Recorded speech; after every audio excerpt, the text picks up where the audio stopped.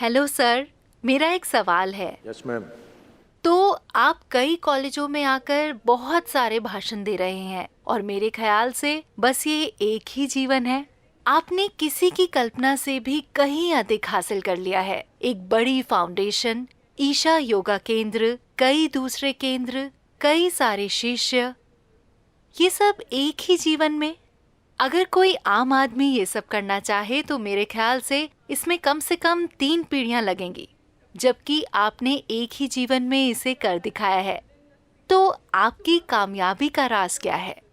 बचपन में आपने साबुन के बुलबुले उड़ाए थे?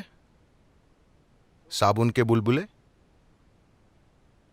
तो जब आप साबुन के बुलबुले उड़ाती थीं, क्या आपने देखा कि किसी का बुलबुला इतना बड़ा हो जाता था और आपका सिर्फ इतना बड़ा था? हमें सांस रोककर उसे धीरे धीरे छोड़ना चाहिए, तब बड़ा बुलबुला बनता है।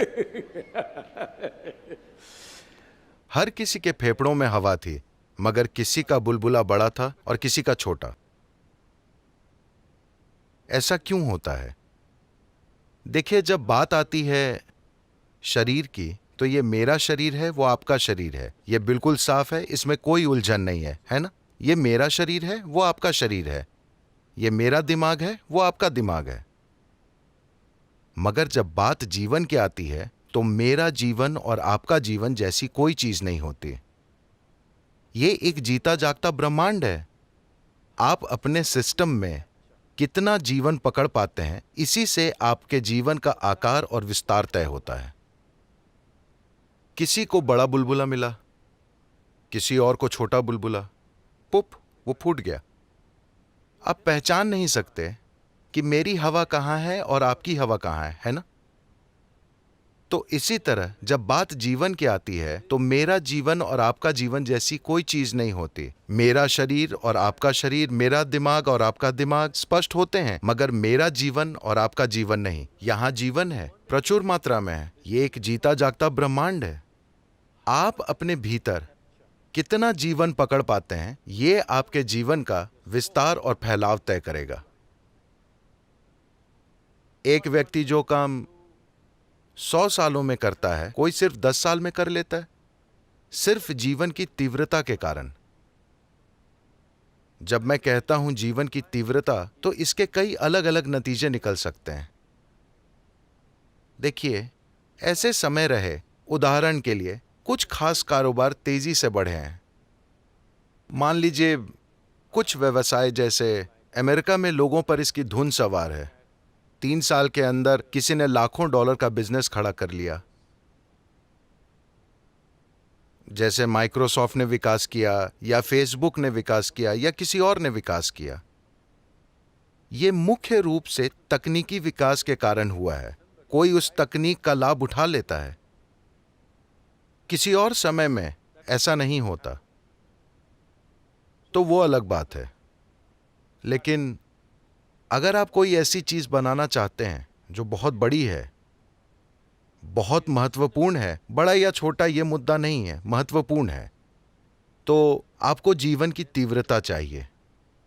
एक चीज है कि आपने कितना सारा जीवन पकड़ा है। ऐसे मैंने पहले भी कहा कि योग व्यक्तिगत अस्तित्व की सीमाओं को मिटा देता है। मतलब एक तरह से आप ब्रह्मांड को अपने अंदर घुसने दे रहे हैं। जब ब्रह्मांड आपके खिलाफ नहीं होता, बल्कि आपके अंदर घुसता है या आपका एक हिस्सा होता है, तो आपके पास भरपूर मात्रा में जीवन होता है। जब आपके पास भरपूर जीवन होता है, तो आप साझा करने में संकोच नहीं करेंगे। जब आप बड़े रूप में साझा करते हैं अपने जीवन को बाकी लोगों के साथ, तो स्वाभाविक रूप से वे उसे बहुत महत्व देंगे, क्योंकि हर कोई जमा करने की कोशिश कर रहा है, कोई उसे साझा करने के लिए तैयार है। तो स्वाभाविक रूप से आपके आसपास एक बड़ा उछाल होगा। इससे कई सारी चीजें होंगी। इससे आपके बहुत से दोस्त और बहुत से दुश्मन बनेंगे।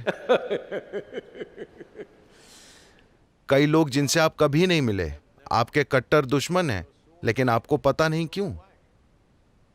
आप उनसे कभी नहीं मिले, कभी उनसे बात नहीं हुई, मगर वे कहते हैं कि मैं उसका दुश्मन हूं। मुझे नहीं पता क्यों, मगर दुनिया में यह चलता रहता है।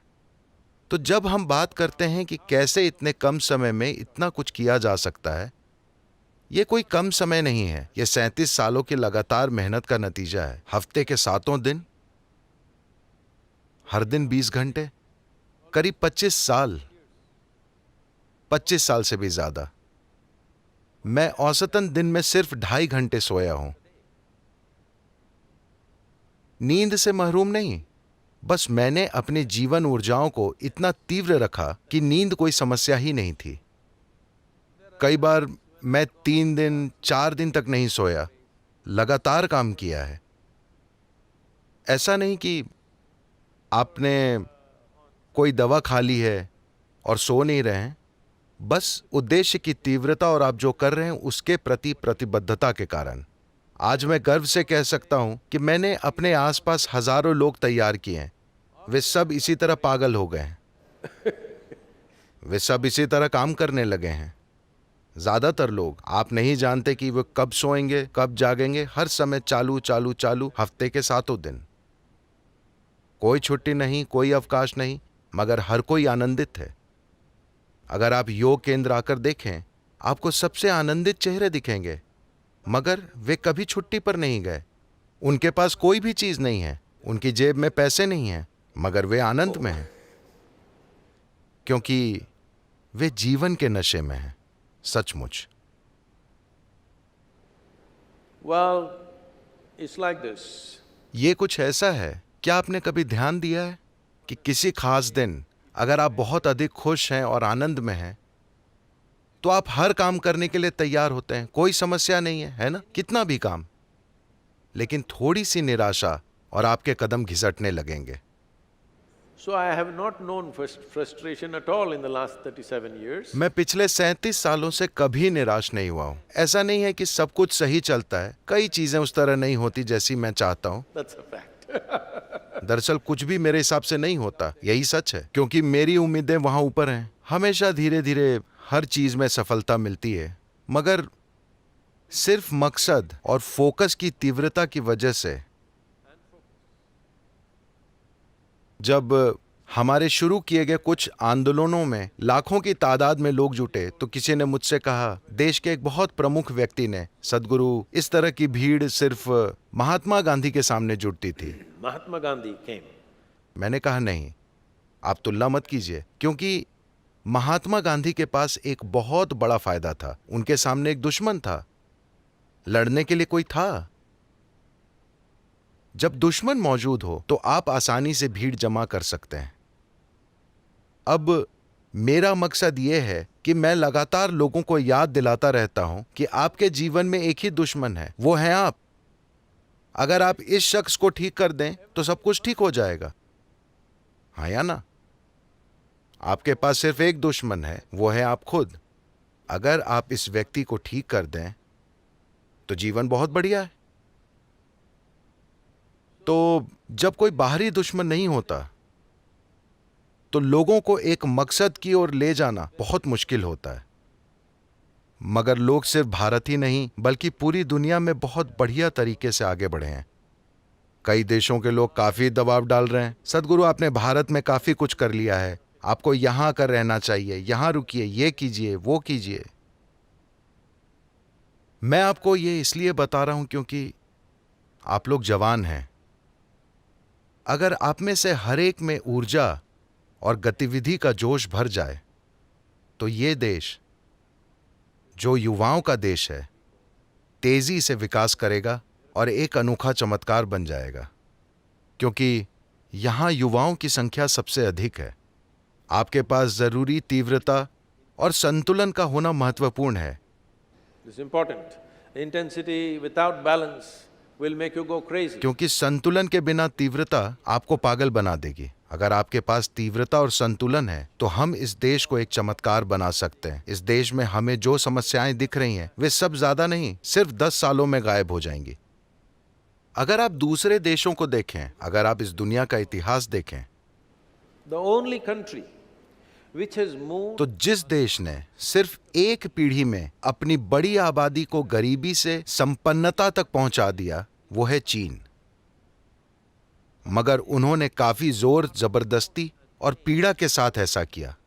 काफी पीड़ा पहुंचाते हुए लाखों मर गए। इतनी पीड़ा, इतनी ताकत का इस्तेमाल। मगर आज भारत एक देश के रूप में ऐसी देहरी पर है जहां अगर हम सब लोकतांत्रिक प्रक्रिया से अगले 5-10 सालों में सही चीजें करें तो एक लोकतांत्रिक प्रक्रिया के जरिए किसी बंदूक के बिना या खून बहाए बिना हम 1 अरब लोगों को एक जीवन स्तर से दूसरे तक ले जा सकते हैं। मानवता के इतिहास में इस तरह की चीज कभी नहीं हुई। अभी भारत उस सिरे पर बैठा है जहां अगर हम अगले 5-10 सालों में सही चीजें करें तो आप इस देश को रूपांतरित होते देख सकते हैं। हम बंदूकों या खून के बिना, उस तरह की क्रांति के बिना, बस लोकतांत्रिक प्रक्रिया से ऐसा कर सकते हैं। हम उस देहरी पर बैठे हैं। बस हमें देहरी पर अधिक लंबे समय तक नहीं बैठना चाहिए। हमें अगला कदम उठाना चाहिए और अगला कदम। लोगों की एक पीढ़ी के रूप में ये हमारे हाथ में है, हमें वो करना We होगा। need to do that.